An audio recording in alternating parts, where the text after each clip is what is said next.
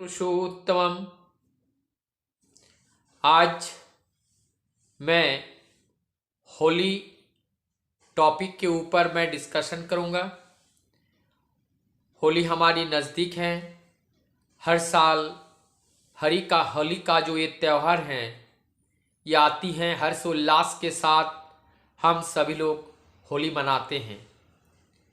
ये होली का क्या उद्देश्य है, क्यों मनाते हैं, हम लोगों ने बहुत तरीके से इनको जाना और समझा। साधारणतः होली जो शब्द हैं, इसको अंग्रेजी में होली का मतलब पवित्र होते हैं, और इसको अगर देखा जाए कि एज फॉर हेवन स्वर्ग होता है, एज फॉर हाई होते हैं। यानी ये जो होली शब्द हैं हमारे जीवन में पवित्रता, उत्साह, आनंद, हर्ष, उल्लास और जीवन गति को और जीने का जो चाहत है वो इस त्यौहार के माध्यम से हमें बढ़ती है। आज चारों ओर जो बहुत सारे डिस्कशन, बहुत सारे तौर तरीके के बातें लोग होली के ऊपर कर रहे हैं। एक बात मुझे समझ में आता है, मैं कोई डिबेट नहीं कर रहा हूं और ना मैं किसी को छोटा या किसी को बड़ा करने की मेरी कोई इच्छा है, कोई मंशा है। मुझे केवल एक बात ये कहना है, अधिकतर बहुत लोग अपने अपने विचार दे रहे हैं, कोई नेगेटिव तरीके से, कोई पॉजिटिव तरीके से। मैं एक बात केवल रखना चाहूंगा कि जिस व्रत, नियम, कार्य करने से मन में, अपने हृदय में आनंद आती है, हम आनंद में रह पाते हैं और दूसरे को आनंद दे पाते हैं, हमें समझना चाहिए ये कार्य सही दिशा, सही राह में हमें ले जा रही हैं। बहुत सारे तर्क वितर्क के अंतर्गत कहते हैं ये होली का दाहन से, ये होली का सूत्र है जो जुड़ा हुआ है। हिरण्यकश्यप की जो बहन है होलिका, और हिरण्यकश्यप का बेटा जो भक्त प्रहलाद, जो विष्णु की आराधना करते थे। और जो हिरण्यकश्यप है, हिरण्यकश्यप उन्होंने विष्णु की आराधना करके उनसे वर प्राप्त किया, और वर प्राप्त किया कि उसे कोई मार ही नहीं पाएगा, और उसे ना दिन में, ना रात में, ना अस्त्र से, ना शस्त्र से, ना जल में, ना आग में, कहीं पे ना मार सकते हैं उनको। तो और इधर उनकी होलिका की भी एक वरदान उन्होंने विष्णु से मिली हुई थी कि वो आग में उनकी मृत्यु नहीं होगी, क्योंकि उससे उनका एक चादर उनको मिला था जो आग से उनको रक्षा करती है। भक्त प्रहलाद को बार बार जब माना कर रहे थे कि विष्णु का आराधना ना करे, वो उनका पिता स्वयं भगवान बन करके सबको बताना चाह रहे थे कि हिरण्यकश्यप, ये स्वर्ग और मर्त्य पाताल सब जगह हिरण्यकश्यप का जय जयकार हो रहा है, और उनका संतान अपने पिता को विरोध कर रहे हैं और वो विष्णु की आराधना कर रहे हैं। इसलिए जो हिरण्यकश्यप चाहते थे कि मेरा ये बेटा को खत्म करना चाहते थे, उनको खत्म करने का उनकी मानसा से, उनको मरने का जितना तरीका है कि ऊपर पहाड़ों से फेंक देना, कढ़ाई में भरा हुआ तेल के अंदर डाल देना, बड़े हाथी के सामने उनको रख देना, शेर के सामने उनको दे देना, अस्त्र शस्त्र के ऊपर फेंक देना। जब कहीं पे उनका मार नहीं पाए तो लास्ट में वो हताश होके बैठे थे।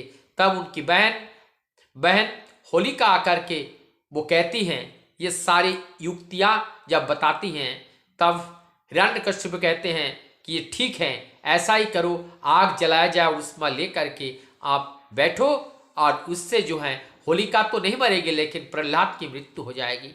ऐसा ही हुआ, आग जलाई, वहां पे बैठी, लेकिन परम दयाल वो नारायण, जिनके भक्त ऐसे अग्नि परीक्षा दे रही हैं, और उस अग्नि परीक्षा में जो होलिका थी, होलिका के ऊपर का जो चादर है वो चादर प्रहलाद के ऊपर आए और होलिका का दाहन हो गया और प्रहलाद जैसे था वैसे ही रह गए।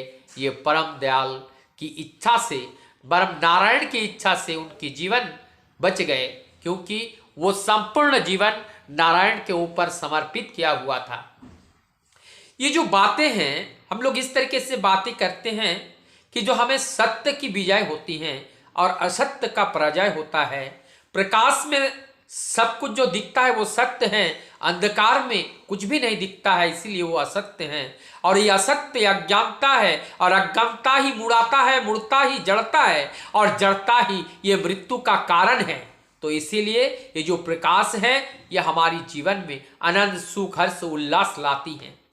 और एक दृष्टांत के अंतर्गत ये कहा जाता है कि ये जो पूर्णिमा के दिन जो होली खेली जाती है, भगवान श्री कृष्ण सज धज के वो नंदलाय से वो चलते हैं, वह होली खेलने के लिए वो आगे बढ़ते हैं बरसाना के लिए, और वो बरसाना के लिए जाते हैं। यहाँ से सभी लोग होली खेलते हैं, और उस होली में जब गोपियों के साथ होली खेलते हैं तो उस होली में भगवान श्री कृष्ण पराजय होते हैं भक्त के पास। क्यों?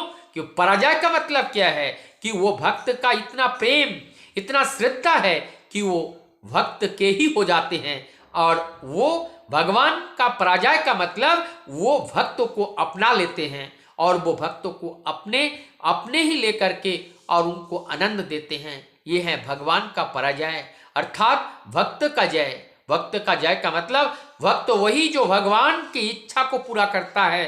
तभी जब भक्त इच्छा को पूरा करते हैं, उस इच्छा को पूर्ति देख करके भगवान खुश हो जाते हैं, और तभी भगवान भक्त के पास जा करके अपने को सरेंडर करते हैं। बहुत सारे विभ्रांतियां हैं हमारे समाज में। हमारे ये जो सनातन परंपरा को तोड़ने के लिए और हमारी सनातन परंपरा को, एकजुटता को विध्वस्त करने के लिए बहुत से शक्तियां जो उपज रहे हैं, और वो उपज करके हमारी इस संहति को तोड़ करके हमें कमजोर करना चाहते हैं, और इस कमजोर के बीच में से रास्ता निकाल करके जो दूसरे लोग हैं वो एंट्री करना चाहता है। और इस जो विध्वंसकारी जो योजना है, उस योजना को तोड़ने के लिए हमें सबको एकजुट होना पड़ेगा। और ये विभिन्न प्रकार की जो भ्रांतियां हैं, इस भ्रांतियां और भ्रम को नहीं फैलाना है। हमें एकजुट होकर के विश्वास के साथ, हर्ष उल्लास के साथ त्योहार को मनाना होता है। और ये उत्सव जब हम मनाते हैं, हर उत्सव यानी कि हम सब उच्चमुखी हो जाते हैं।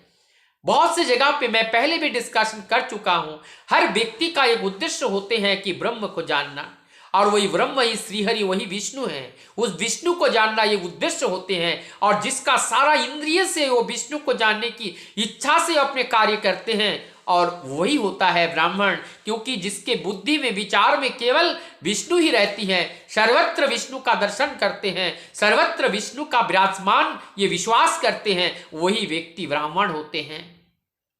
ये मनुष्य तनु धारण करके हम लोग धरती पे आते हैं, वास्तव में उस ब्रह्म को जानने के लिए आते हैं। और आने के बाद भी अगर उस ब्रह्म को जान नहीं पाते हैं तो ये मनुष्य जन्म सफल नहीं, विफल होते हैं। तो हम विफल होने नहीं देंगे। हमारा जो 30 त्योहार होते हैं, इस त्योहार की भ्रांतियां इतनी चारों ओर से लोग फैलाने की कोशिश कर रहे हैं कि ये कुछ नहीं होता है। मैं एक चीज कहता हूं, केवल हम बातों में बोरी के अंदर रखा हुआ चावल वो भात में तब्दील नहीं होते हैं, उसको प्रोसेस करना होता है, तभी वो भात बनती है, और तभी वो भात खाने में स्वादिष्ट लगता है। सभी लोग कहते हैं हृदय में प्रेम होनी चाहिए, लेकिन प्रेम को उत्पन्न करने के लिए ये प्रोसेस होनी चाहिए। उस प्रोसेस को जब हम फॉलो नहीं करते हैं तो हमारे हृदय में प्रेम कहां से आएगा? प्रेम को उत्पन्न करने के लिए प्रेम की जो प्रतिमूर्ति होती हैं, जो नरदेह धारण करके धरती पे आते हैं, उनको जब गुरु रूप में जीवन में हम ग्रहण करते हैं, तभी उनकी नीति नियम को पालन करके जब चलते हैं, तभी हमारे हृदय में प्रेम का उजागर होता है, और वही प्रेम से हम दूसरे को प्रेम कर पाते हैं। तो ये प्रेम ऐसे नहीं आती है।